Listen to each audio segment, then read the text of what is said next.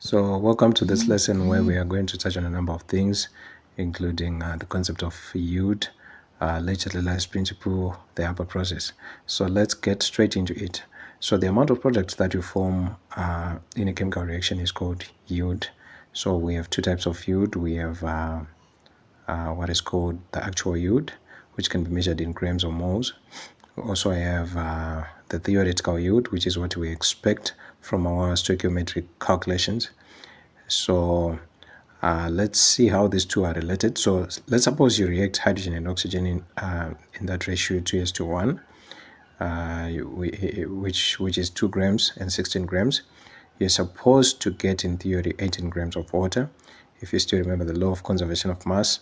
So, but in practice, you may not get exactly 18 grams. So the 18 grams is what we term the theoretical yield, which is what we expect. But in practice, you may get less than that, and we'll look at reasons why. So when you get less, you have gotten a percentage of what you expected.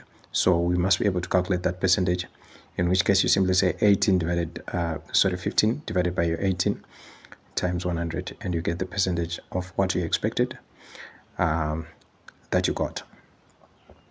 So that's your actual yield. So what could be the reasons? So the first reason is that your reactants may not all react. This may be due to a number of reasons, which include time.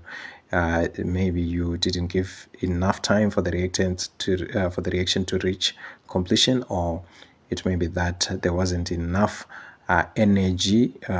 The reaction was too slow. So those are a number of reasons there. Or it may be simply that it was a reversible reaction, and we will look at reversible reactions very soon, in which the products themselves can decompose to give you back your reactants. So the reversible reaction will go both ways.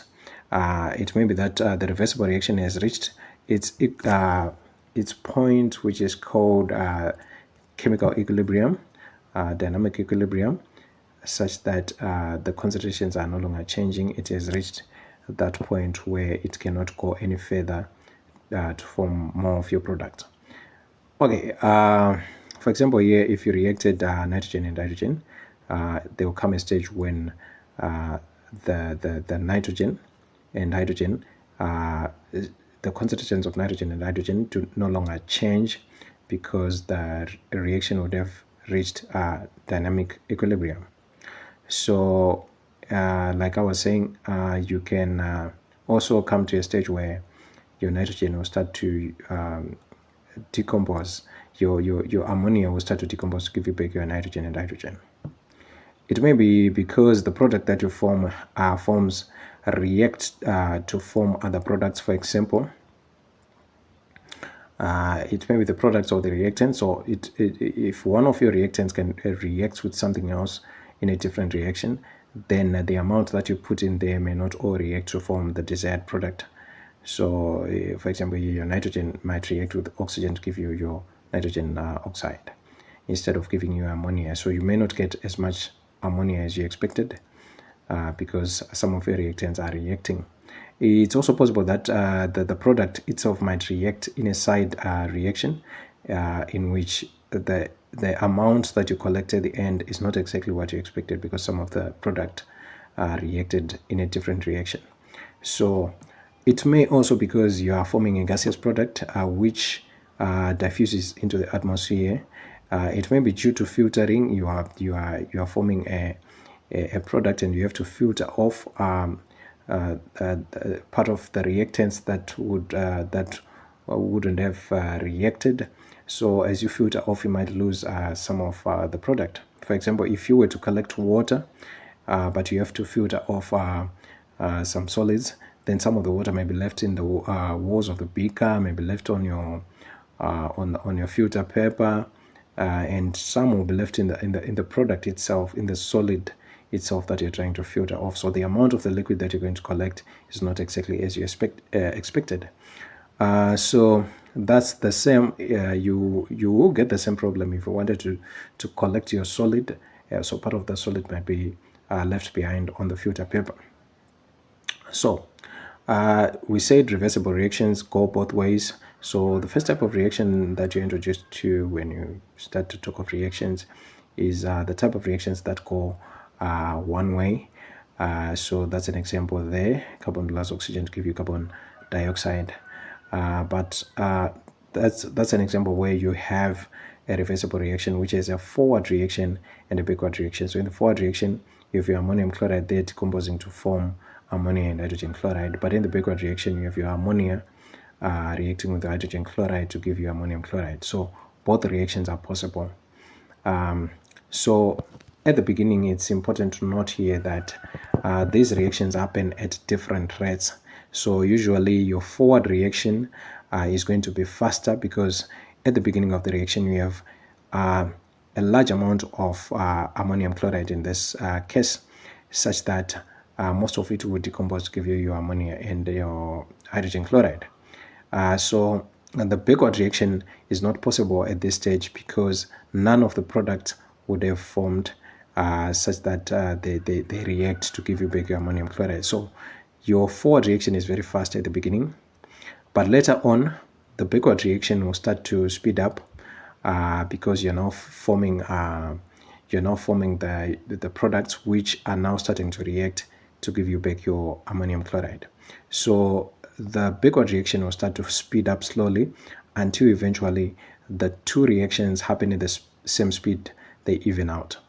So when they happen at the same speed, we would have reached a point that is called dynamic equilibrium, where the forward reaction is happening at the same speed as the backward reaction. And at this stage, called dynamic equilibrium, the concentrations of the products and the concentrations of the reactants seem not to change because we are forming the product at the same speed as we are breaking the product to form back our reactant. So there seems to be no change in concentrations there. So those are some of the things you need to know about reversible reactions, which are very important. And a dynamic equilibrium, is important to note that it doesn't mean that the concentrations of the products and reactants are the same. Dynamic equilibrium can occur at a concentration where at a stage where you have a large amount of your reactants and a small amount of product, and it can happen at a stage where you have a large amount of product and a small amount of the reactants. They don't have to be at the same concentration. So I'm going to show this in an animation that involves hydrogen and nitrogen in the Haber process. So if you mix nitrogen and hydrogen at the beginning there, you need to see to my right there's a yellow bar which is going up. So slowly at the beginning you do not have any of the product, but as you continue with the reaction you start to see the product forming. So that would be your ammonia forming, and you start to see the concentration of the reactants going down, meaning that slowly the forward reaction is also slowing down, whilst the concentration of the product is going up. And as the concentration of the product goes up, the backward reaction starts to speed up. This will happen until such a stage where the backward and the forward reaction happen at the same speed. So you can look at the graphs at the top there. So we'll reach a stage where the forward and the backward reaction, so this is the stage, that is the stage where the forward and the backward reaction happen at the same speed, which we call dynamic equilibrium. You can see the concentrations there are not necessarily equal. The concentrations of the products are smaller. Ammonia is smaller there than your nitrogen and hydrogen, so the concentrations don't have to be equal. So this is a stage where now you have constant concentrations, but the reactions are going on. So your ammonia is forming, your ammonia is breaking down to give you nitrogen and hydrogen at the same speed, such that there's no change in those concentrations. So this is dynamic equilibrium, a stage which may at this stage you see that the yield of my ammonia is still very low. So we can do something to try and push the yield up. So according to Le Chatelain's principle, I can disturb this dynamic equilibrium. I can disturb it by introducing, say, more of the reactants, and this may push up my yield of ammonia. Or I can take away the ammonia such that in that reaction vessel, the the forward reaction is going to be promoted to replace the ammonia that I would have removed. So we'll look at those factors in a different video. So it's important for you to know this. So we are back to calculating percentage yield. You need to remember that you say actual yield divided by theoretical yield times 100, and you get your percentage of what you expected. So in our first example there, we have our 15 grams divided by our 18 grams, which will give us 83.3%.